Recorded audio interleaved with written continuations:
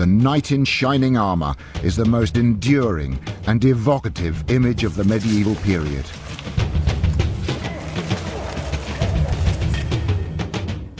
His armor is a vibrant reminder of an age when warriors were encased in steel, and the man himself became the weapon.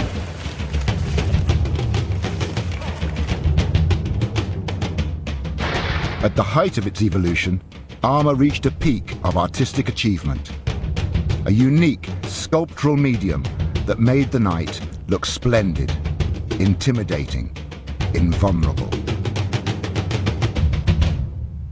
It was a triumph of technological achievement, and its development was inextricably linked to that of other weapons of war. Throughout history, armor and weapons have competed in an arms race. One designed to protect the warrior from attack,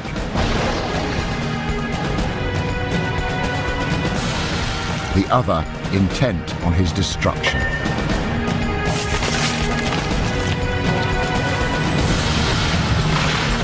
At no time in medieval history was this contest more fierce than on the bloody battlefields of the 100 Years' War.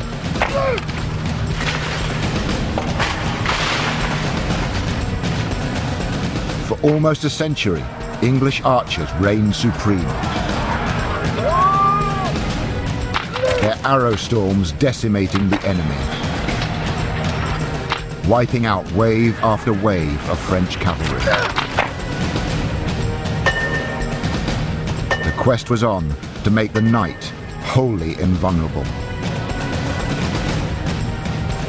And in 1424, outside the little French town of Verneuil, the English archers got a terrible shock.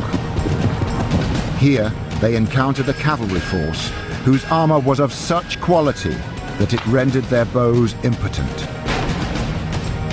It was arrow-proof. This was a dramatic moment in the development of plate armor. But plate armor like this hadn't always been around.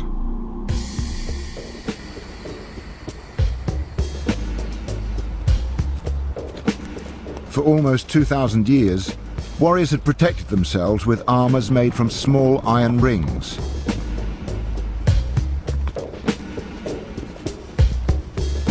People often call it chainmail, but in the Middle Ages it was known simply as mail. The word chainmail's misleading anyway. Look, this is a chain, just single links, that's what a chain is. Whereas mail is much more sophisticated than that. We get our word mail from the Latin word milum, and what it is an extremely complex web of interlinked metal rings, each locked with an iron rivet.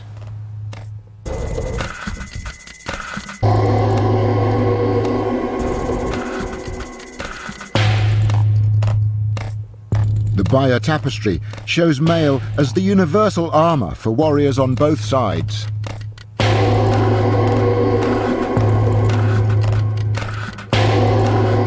Mail was particularly effective at protecting the knight against glancing blows. In a battlefield situation, the man you're fighting is going to be a moving target, so that he's moving away as you strike him. So you're only managing to get a glancing blow off the mail, and in those circumstances, the mail is perfectly adequate protection.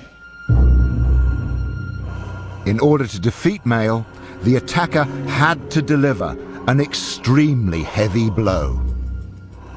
We need to place heavy blows judiciously. We don't want to expend all our energy with every single move that we make. We will tire far too quickly. So for instance, if I strike at my cello and he moves away, then I've wasted a lot of energy there. I've missed him, I've become vulnerable. I need to make sure that my heavy blows can have effect, so that if he comes at me, then now I can get it, because I disabled him for a moment. This is the blow that counts, and I can crack that down onto his back with full force. Whether the mail fails or not is not the central question. Here, putting a full body whack into him there, the shock is going to transmit through to the body, and I'm going to disable his fighting capacity. Mail was relatively lightweight and flexible, an ideal defense for a mobile knight.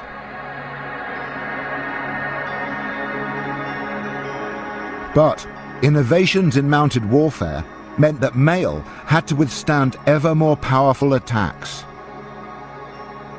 Most armies had similar types of armour, their defences effectively balancing each other out. But as weapons and tactics constantly developed, so too armour had to adapt in an arms race that was to change the face of war.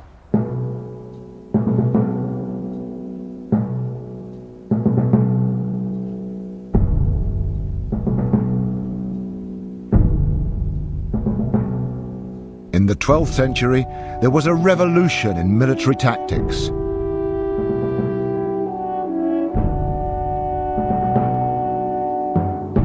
Cavalry were equipped with weapons capable of punching through mail.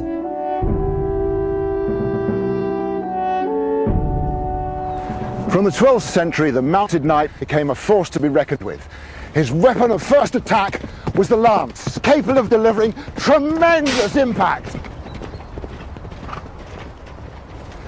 Against it, the mail of the early medieval period stood little chance. In order for the soldier to survive, armour simply had to evolve.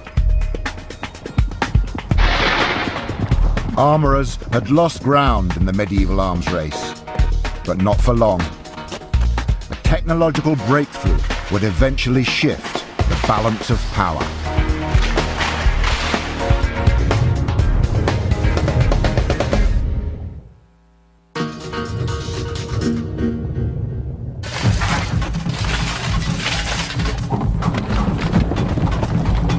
There is a popular image of the medieval knight in shining armour.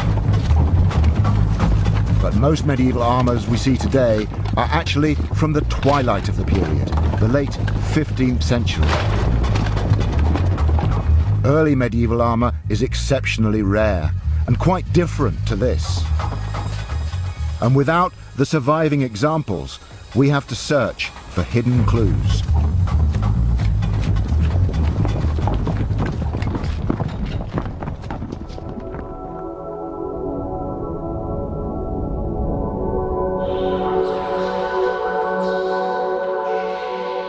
Manuscripts hint at new armour developments, but they don't tell us enough on their own.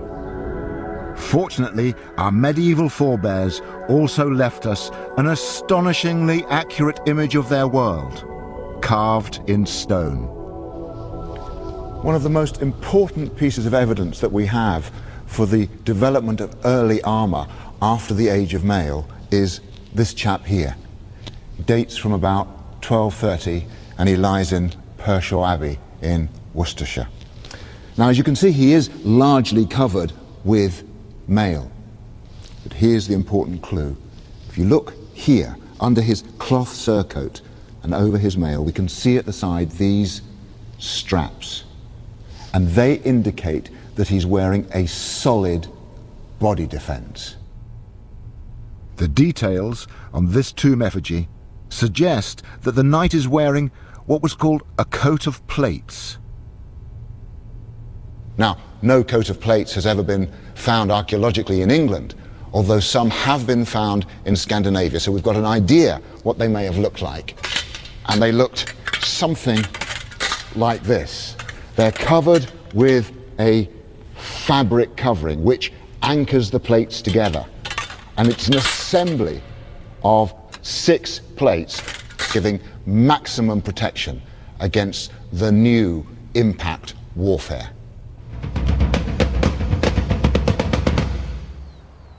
But just how effective would this defense have been when faced by a lance, driven home at full speed?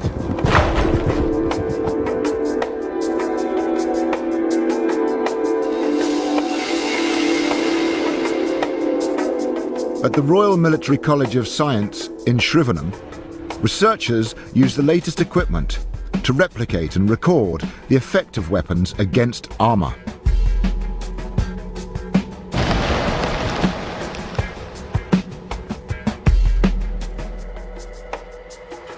I'm going to test our coat of plates against a high-velocity lance strike, equivalent to a knight charging on horseback.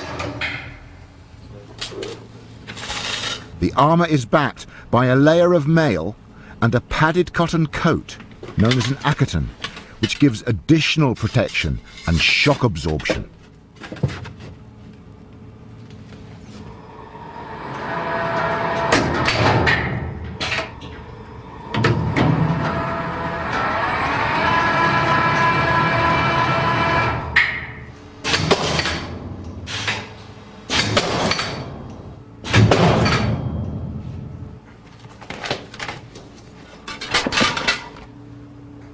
The coat of plates has survived remarkably well. Only the highest velocity strikes have penetrated the steel. But all of those penetrations are non-life-threatening. Underneath here is the mail, that hasn't been damaged at all. Underneath there is the accaton. So impact is being delivered, but this armour is proof against it.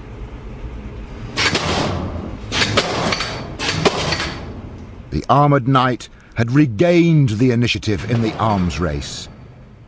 And over the next 100 years, he would be armed with increasingly sophisticated defences.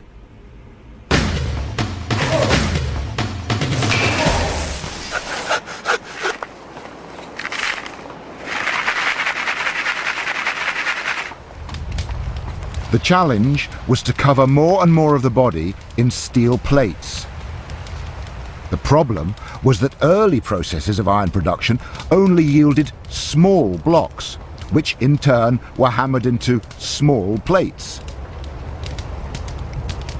The great breakthrough came in the 14th century. They mastered the technique of temperature control, which had been an inherent problem in the running of larger furnaces. Now, larger furnaces meant larger plates. This was a seismic change that led to a unique European achievement, an exoskeleton of full plate armour.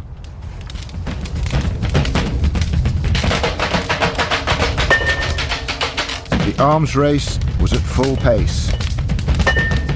Now, craftsmen in the armour-producing heartlands of Augsburg and Milan began supplying Western Europe with vastly improved defences. The large plates of steel could be fashioned into elaborate shapes.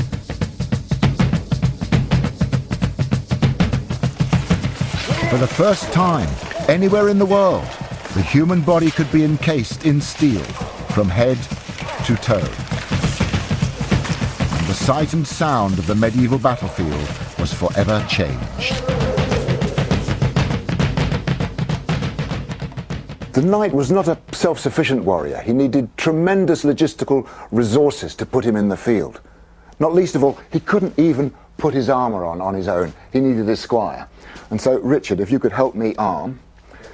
There's a manuscript, a 15th century manuscript, which tells us the order in which these things go on, and we start with the feet.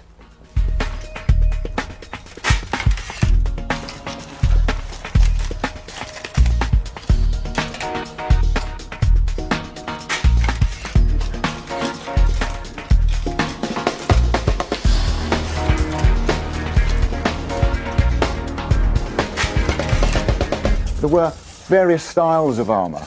This is a copy of one from about 1480, the late medieval period, and it's German Gothic.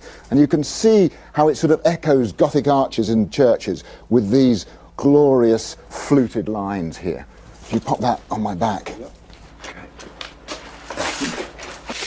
The other main style of armour was Italian, and this was much less fussy, much plainer, with smooth surfaces, nonetheless tremendously elegant. And it was really a fashion preference, a style preference, as to whether a knight went for the Gothic style or the Italian style.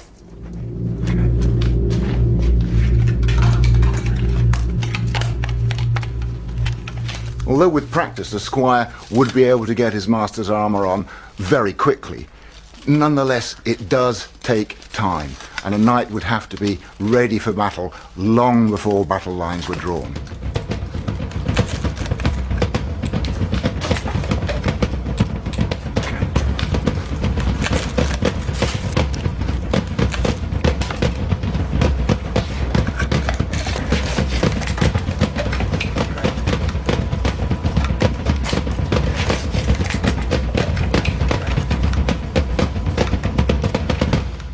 So now I'm fully armed.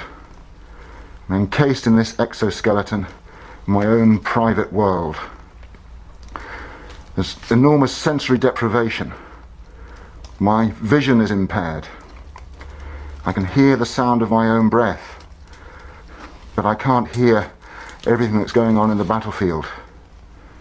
It's quite claustrophobic.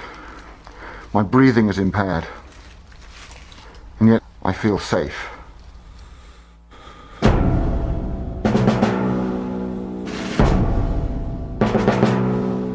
Plate armour was soon put to the test. In 1337, England laid claim to the crown of France. It started a century of conflict that drove the arms race to a new intensity.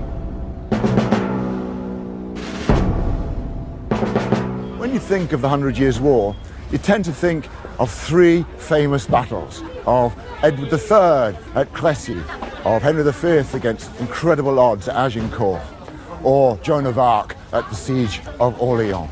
But today, I've come here to the little market town of Verneuil in northern France in search of another great battle, much less written about, but a battle of epic proportions, an extraordinary battle, and a battle in which the crash of armour played a crucial role.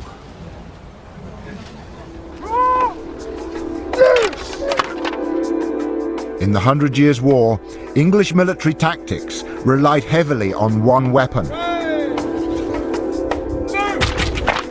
the longbow.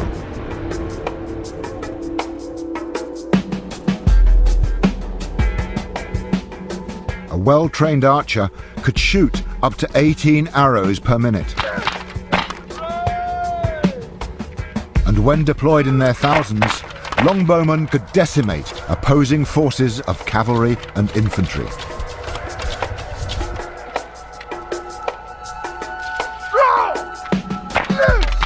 At short range, the impact of the bow was particularly lethal. Capable of piercing even plate armour, as the French knights had discovered to their cost on the fields of Crécy and Agincourt. But in 1422, the great warrior Henry V died, and his 9-month-old son became king. Henry V's younger brother, the war veteran John of Bedford, took charge of his possessions in France. Sensing an opportunity to recover lost lands, the French challenged him to battle at Ivry, 50 miles north of Verneuil. The English army was ready for the fight.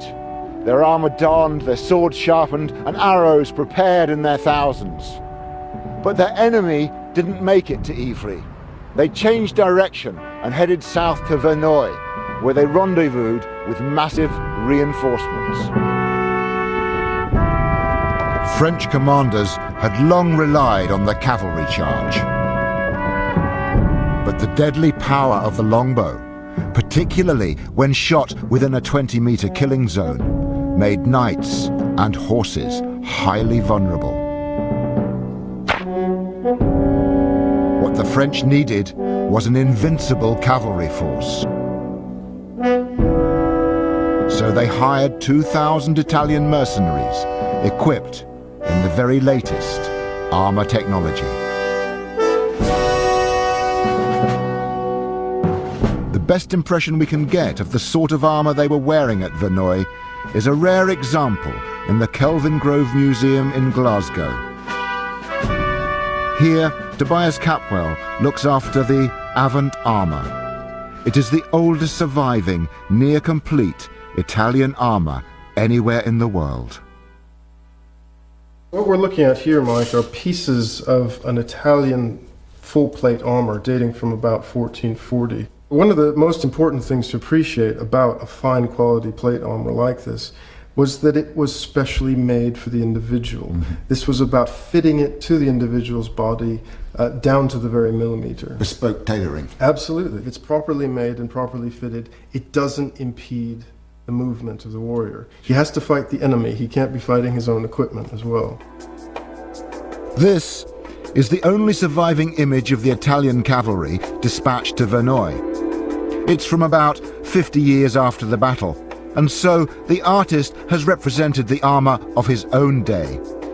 Even so, it's a stirring image of massed ranks of mounted knights, each in their custom-built armours. Perhaps the most essential piece of a knight's armour is his helmet. And at the Wallace Collection in central London, there is a very rare example from the best workshops of Milan. It's kept in the care of curator David Edge. We have here a very fine Italian bassinet, made in about 1390, 1400, but I think perfectly usable, carrying on being used on the field of battle into the 1430s and 1440s. Camail of mail to protect the neck and shoulders. Which is exactly the sort that might have been used at Verneuil. Oh, yes. Because it's perfect for going into arrow storms. With this steep snout, arrows would glance off here. But it does give me limitations in vision. Again, it's added protection, but because the sights are brought forward, so there's no risk of an arrow, even if it jammed there, it wouldn't quite reach the eyeball, it does limit my vision. So if I was to put my hand here, I would perceive movement that far out. Great advantage of this, of course, is I can bring this up, I can breathe, I can get some oxygen in, quickly drop it down again, or I can make a quick scout of the battlefield to see where any dangers may be before I ride into them.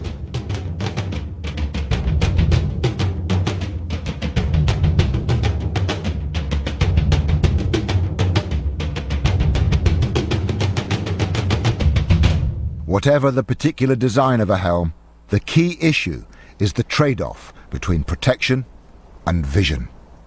When walking into an arrow storm or against the couched lances of mounted knights, I would certainly keep my visor down, giving me maximum protection, even though I've got slightly limited vision. But once I've closed to the tight press of hand-to-hand combat, then it clearly is going to put me at a disadvantage. I would rather trade off the protection the visor gives me with being able to have peripheral vision, being able to keep the maximum number of enemy in my eye line. Now obviously I can never actually see behind me, which is why I believe knights would fight in pairs, so my right-hand man would be guarding my back as we closed with the enemy. The other advantage is I can drop the bever plate as well and allow myself to breathe more. Once I'm in hand-to-hand fighting, it's huge exertion and I need a lot of oxygen. So again, I'm going to trade off that protection to be able to breathe, to be able to see and take my chances. At the Battle of Verneuil, there would come a moment when English fortunes depended on their ability to slug it out in armour.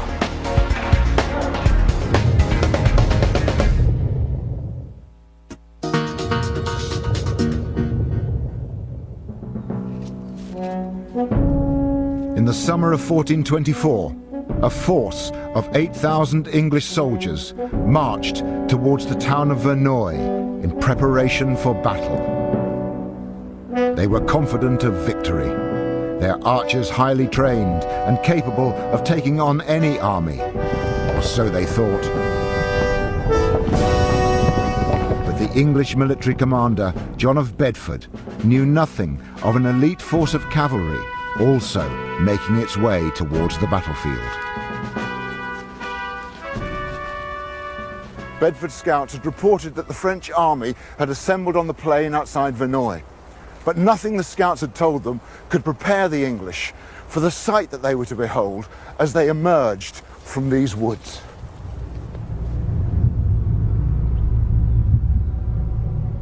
The French outnumbered their enemy 2-1. And in their vanguard was a massive force of Italian cavalry. Dr. Michael Jones is an historian and expert on the Battle of Verneuil. So, Mike, here we are, pretty much where the English would have come out of these woods on the English lines. What would they have seen out there? A quite terrifying sight. Some 2,000 massed cavalry drawn up in front of the main French position. And suddenly, the English soldiers would have realized what was going to happen next. This force was going to come straight at them. This was the ideal terrain for a cavalry charge. A wide, open plateau, baked hard in the summer heat. The French forces are readying themselves for the charge. A line of archers would have been pulled across the main English position. These men would have hurriedly started to hammer their stakes into the ground, but it was August. The ground was hard. Their stakes would have made little impact. It was a flimsy defense line at best.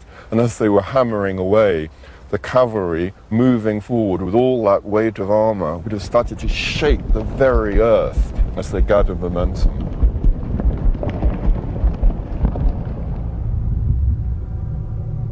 The Italian cavalry prepared to ride into battle in tight formation.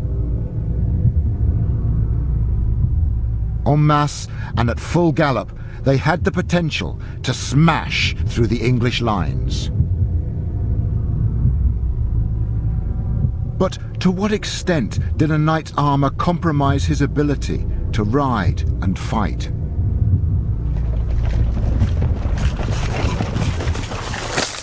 Weight is certainly an issue with armour, but it's by no means as debilitating as people often think. Armourers went to great pains to design armours that not only worked, but which minimised the load carried. The weight of the armour on the chest, it's thicker on the chest, it's thicker on the helm, where it's protecting vital organs. But the armour on the limbs, on the arms and legs is thinner, sacrificing that ultimate protection for mobility. There's a popular myth that a knight, when knocked from his horse, can't get up again.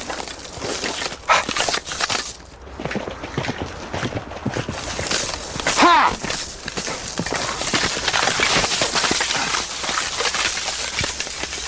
But like many of the myths about armour, it's utter nonsense.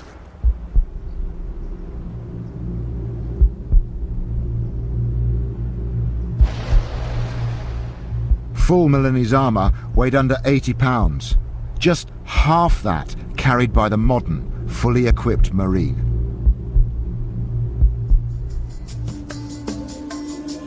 The workshops of Milan led the world. Even on the breastplate and the helm, their armour was only 2 millimeters thick. But how could such a lightweight defence be produced without sacrificing strength? There was an invisible ingredient: hardness. In the early 15th century, Milanese armourers discovered a way to increase the toughness of armour. And master armourer Emrys is going to make a breastplate using their technique.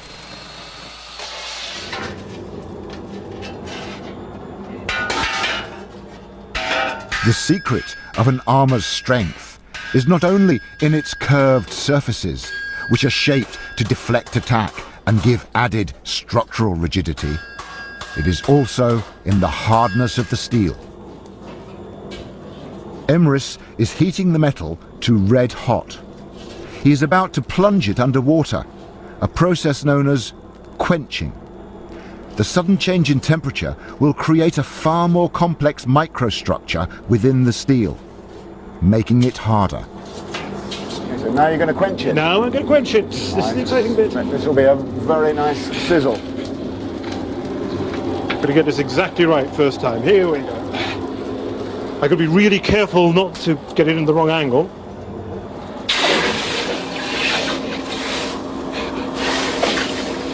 This cold plunge has transformed the properties of the steel. So it's now very hard, but very brittle. It's very brittle. This is hard as glass at this stage. If I dropped it, it would shatter right now. So what needs to happen, it needs to be tempered, which retains the hardness, but makes it softer. That's exactly right, yeah. The breastplate must be reheated to make it more resilient.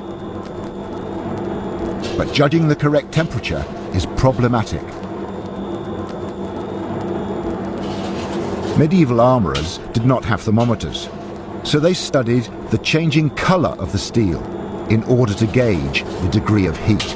And what I've got to do now, and this is the most crucial part, I've got to get the colour absolutely right. I'm looking for a particular blue which will tell me when it's softened up to just the right degree. And this resets the metal. It makes it flexible. Springing, in fact, and it's getting very close now. As the temperature rises, steel turns to yellow, to brown, to blue, to red. It's the craftsman's eye. It is. If you're riding into battle, you've got to hope that your armourer had a good eye for colour. Yeah, It that's has exactly to be the right. right one. You see? See how blue that is? Yeah. You see the colour? Gorgeous, gorgeous That is colour. absolutely spot on. That's ready to rock. Once the metal turns blue, it is quenched a second time, permanently fixing its hardness. Just a dip, just to cool it off. It's an instant. What this is doing is setting the metal again. It's setting the molecules in the metal. And there we are. And that is a perfect spring hardness. So that is now ultimate hardness. That is, it's as good as it gets. Arrows will bounce off that.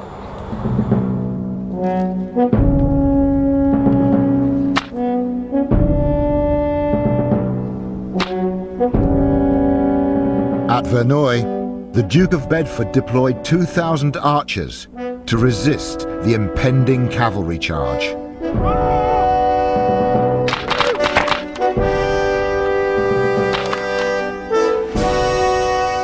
But just how effective would his arrows have been against hardened Milanese armour?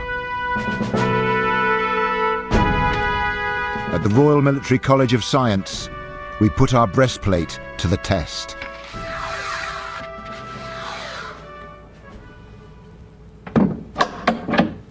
Here's the breastplate we've had specially made and specially hardened and toughened, just the sort of thing they might have been wearing at Verneuil. So let's see how this will stand up to the power of the longbow.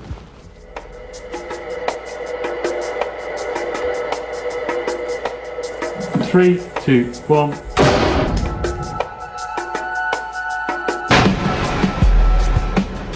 The breastplate has been struck at 140 miles an hour to replicate an archer shooting within the killing zone, just 20 meters away.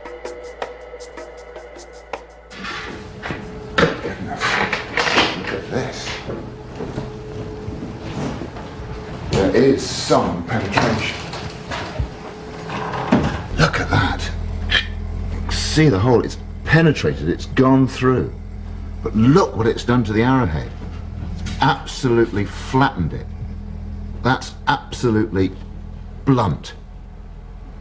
But what of the padded coat underneath?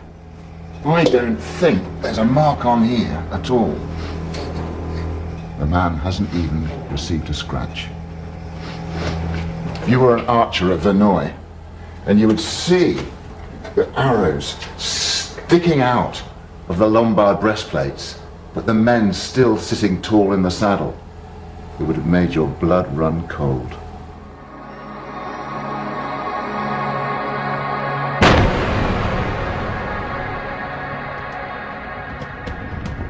At Verneuil, the 8,000 English were hugely outnumbered.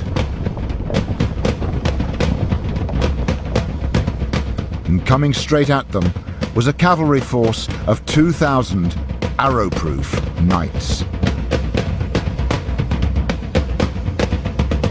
When the archer fire was so ineffective, arrows would have not only bounced off the armour of the cavalry, but bounced off the horse's armour as well, not breaking the momentum of the charge at all. And then crash, just just knocking aside the line of archers, a bit like a wave, just blasting aside an old wooden jetty. And then the shock as the archers are trampled over, killed, dispersed, and then this force of cavalry moving on, gaining speed all the time, and does exactly the same thing to the main English position. Line upon line of English soldiers were annihilated in this medieval blitzkrieg. And at this moment, it looks like the game is up, the battle is lost. It's a catastrophic defeat for the English, and this is the rumor that now spreads in the surrounding countryside. The English army has been wiped out on the field at Verneuil. The Italian mercenaries tore through the English ranks and pillaged the baggage train. English forces were scattered, confused, and in total disarray. But the battle wasn't over yet. The French had victory in the bag, but the French had reckoned without John of Bedford. He was Henry V's younger brother, and he was regent of France, governing it for the infant King Henry VI of England. This was his land, his domain, and he would have victory here or die in the doing. He summoned his commanders, he gathered his men, and he told them, "Look, you're dead. Your baggage, your possessions mean nothing. All that matters now is your personal honor. All that matters now is your fame and glory. Follow me, I will lead you. We will win this day."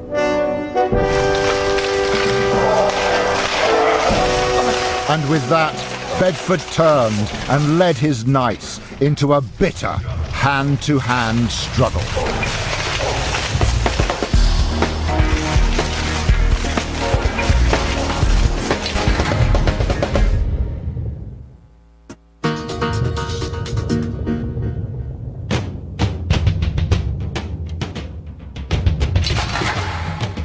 On the battlefield of Verneuil, the English archers had been defeated by the charge of heavily armoured, arrow-proof cavalry. But the English rallied under John of Bedford to engage in desperate hand-to-hand combat with the main body of the French knights, a grinding, battering maul. An eyewitness, Jean de Warrin, was in the front line. The blood of the dead spread upon the ground. The two armies fought with all their might, and no one could tell who was winning. In this fierce and bloody warfare, the men in armour were not wholly invulnerable.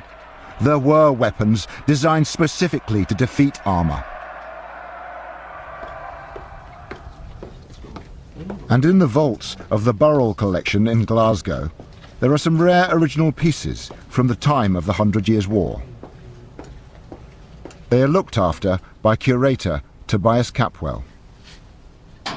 Just look at this poleaxe. That is absolute beauty. This is really one of the classic late medieval knightly weapons, and the late medieval part of it's quite important because these don't really appear until the development of full plate armor, and you can see that they're designed specifically to counter that sort of defense. You have the beak on one side for crushing or puncturing armor. You have a top spike, which has a very stiff rectangular cross section, and a blade for more general purposes. But this is another type of 15th century concussion weapon. It's a flanged mace dating from about 1450. It's fantastically elegant, isn't it? Yes, yes. It's not particularly large or heavy or clunky. It's a small, fast, elegant weapon, as you say. But what they do is they focus the energy onto a very small area and conducting the force of a blow straight through a particular area of the opponent's body. But of course the other way of defeating armour is having hit them on the head when the knight's down to actually deliver the coup de grace. What they called at the time a ballock dagger. Yes. It's a classic medieval weapon designed for defeating armor in an entirely different way. Notice, unlike a normal dagger or a normal knife, it doesn't actually have any cutting edges at all. It has a very rectangular cross-section. It's essentially a spike on a stick, and it's purely for punching through armor or punching through the gaps in armor.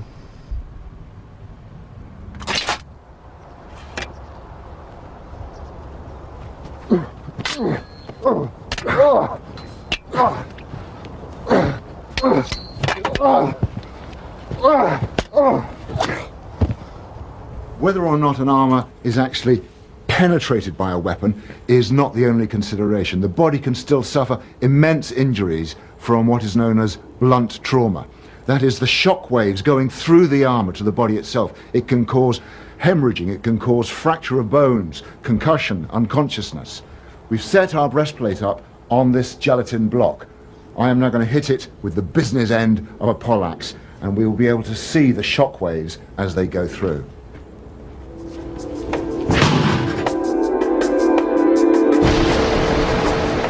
So our breastplate remains structurally intact. But the man inside may have been seriously injured by violent shock waves running through his torso.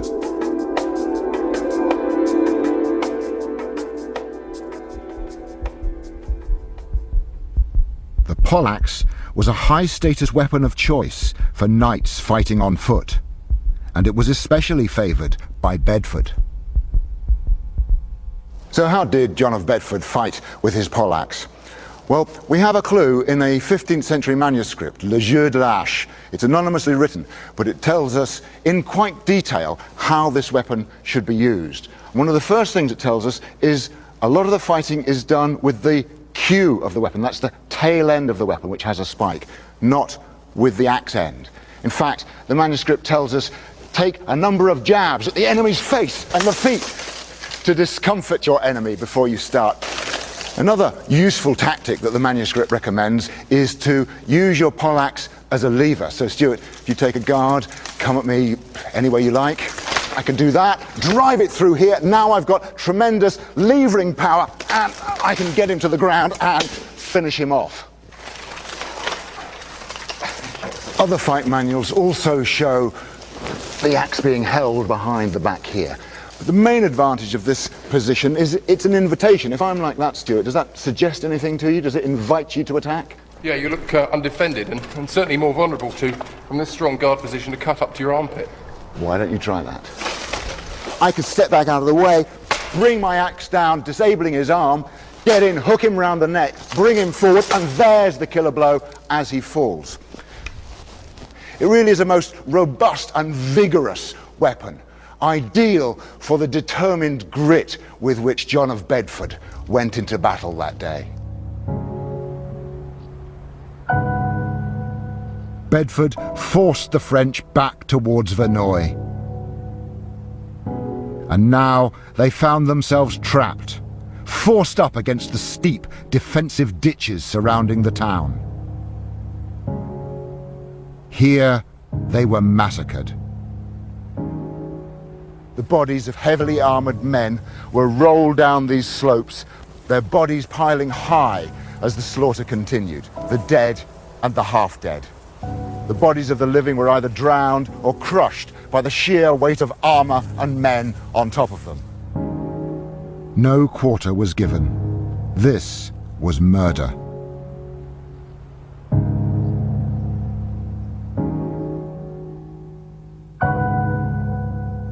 The Italian cavalry returned from their pillaging to find the battle over. Despite his opponent's superior numbers and their cutting-edge armour, Bedford's men had won the day. No armour is proof against an unbreakable will. And at Verneuil, Bedford's fighting prowess had prevailed against overwhelming odds. His enemy was vanquished, and his king, Henry VI of England, was now also crowned King of France, the first and only monarch to rule both kingdoms.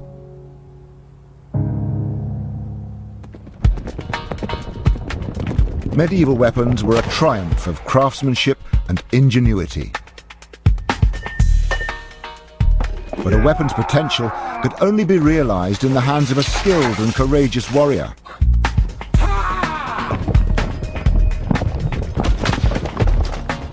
Mastering the art of arms took years of dedicated training. It was at the centre of a martial culture that dominated medieval Britain. A culture that carved out our history on the battlefield and paid for it with the lives of the archer, the knight, and the foot soldier.